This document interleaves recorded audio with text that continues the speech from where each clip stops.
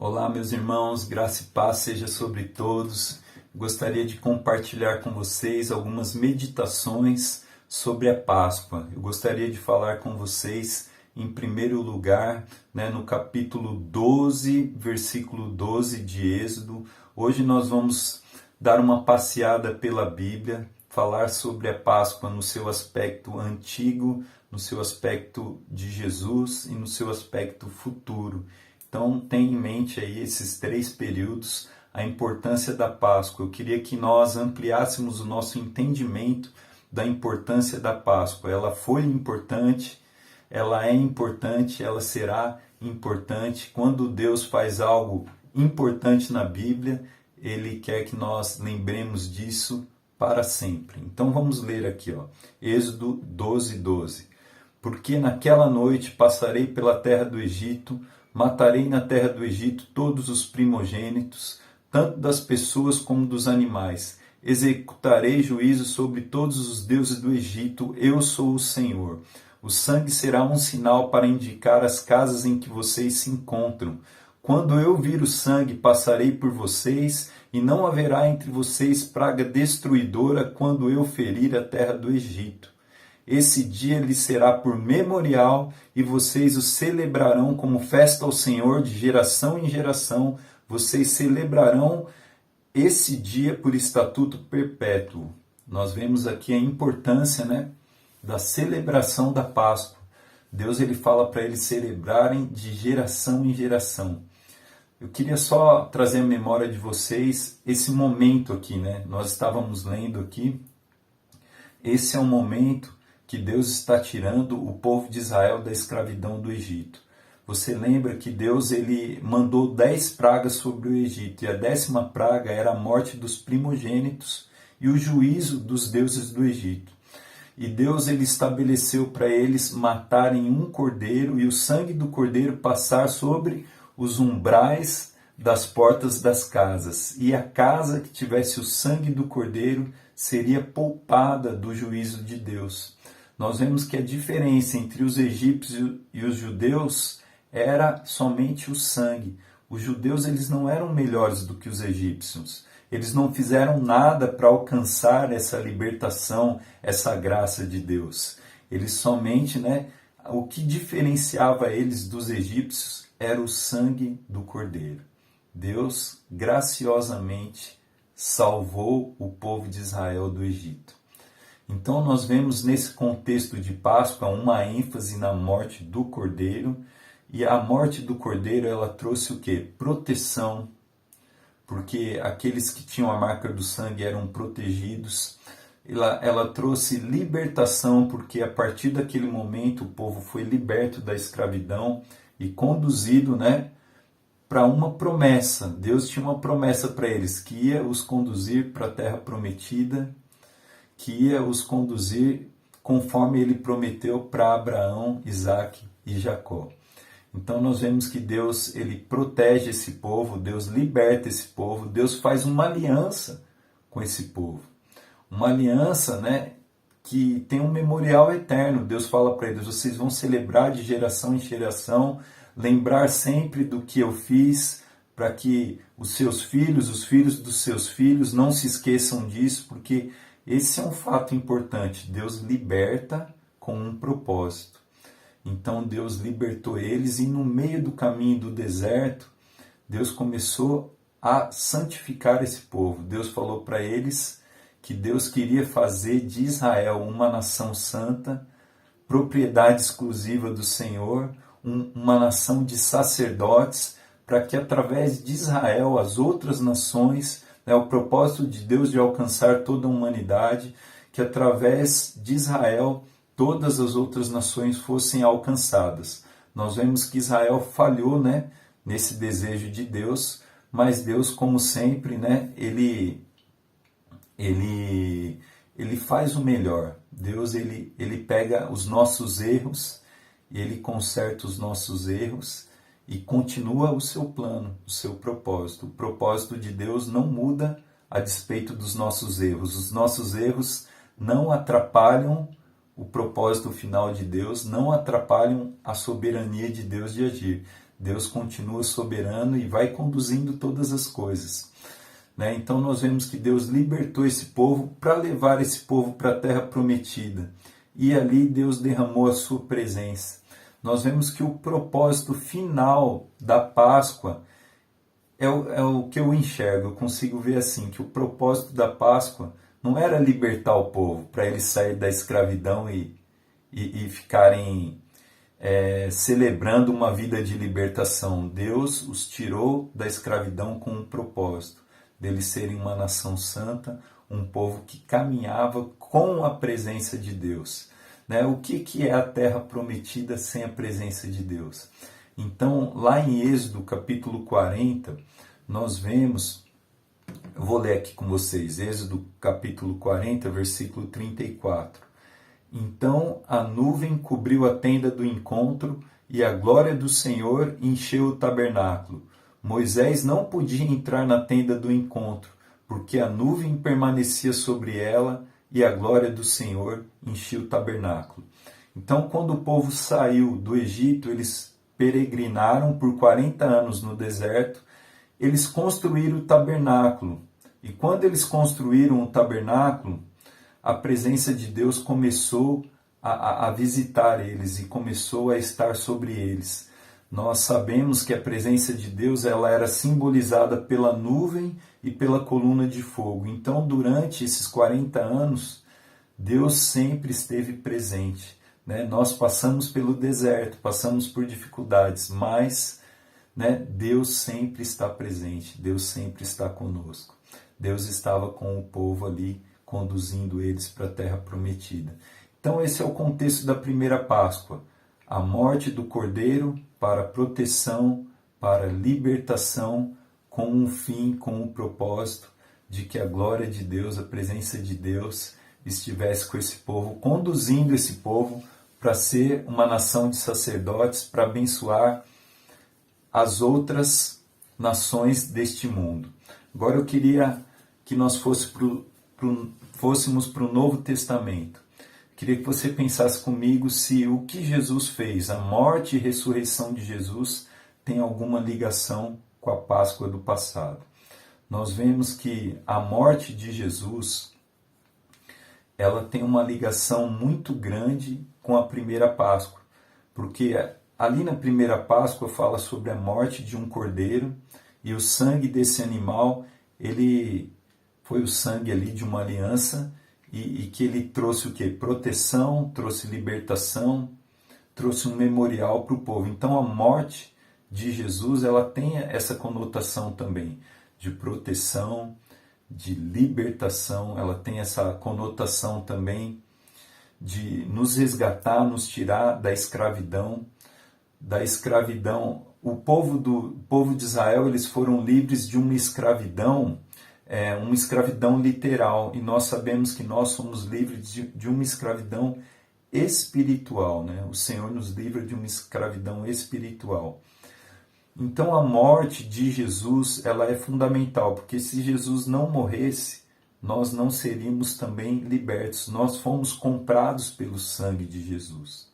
Então, até esse momento da morte de Jesus, a Páscoa inaugurada em Cristo, ela tem muita relação com a Páscoa do povo de Israel. Mas existe um conceito novo que é inaugurado em Jesus. Jesus, ele não só morreu, mas ele ressuscitou. E quando Jesus ressuscita, ele inaugura algo novo. Né? Então nós vemos aqui em Jesus uma Páscoa 2.0.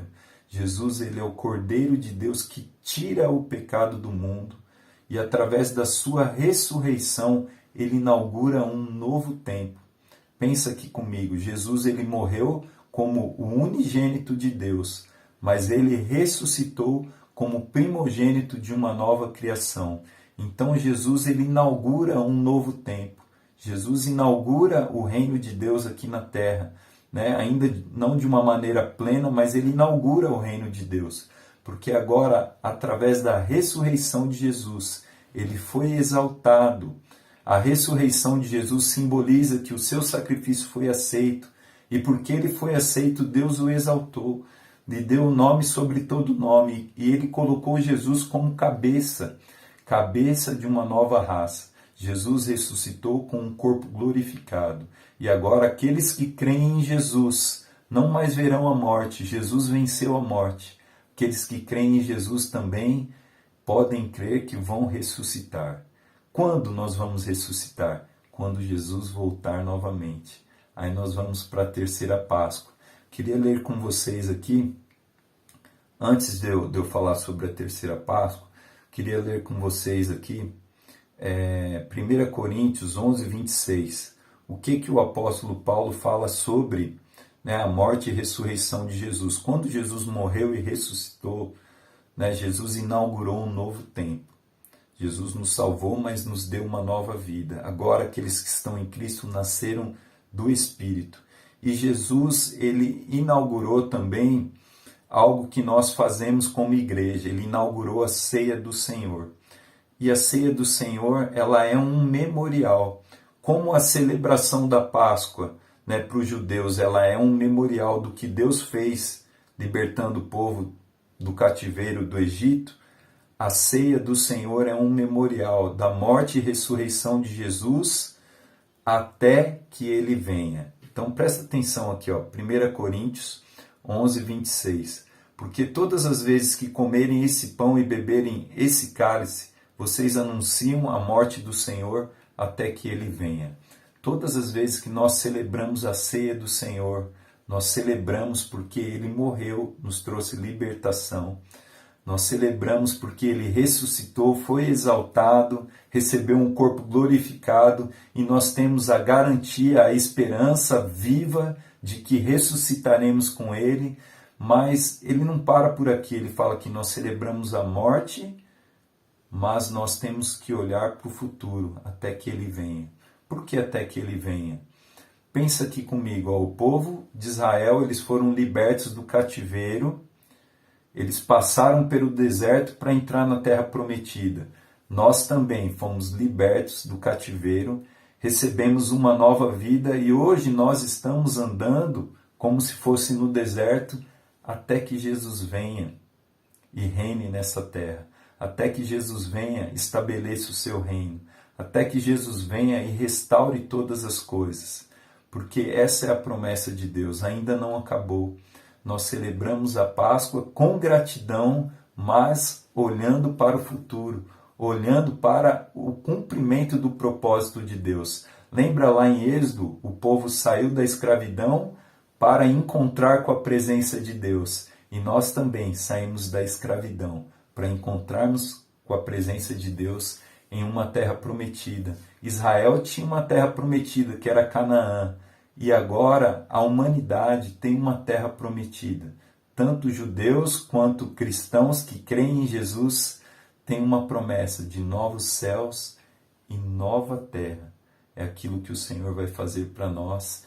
E isso daí é uma esperança futura. Eu quero terminar aqui lendo Apocalipse 19, versículo 7 e depois Apocalipse 21, versículo 1. Apocalipse 19, versículo 7 diz assim, alegremo-nos e exultemos e demos glória, porque chegou a hora das bodas do Cordeiro, e a noiva dele se preparou.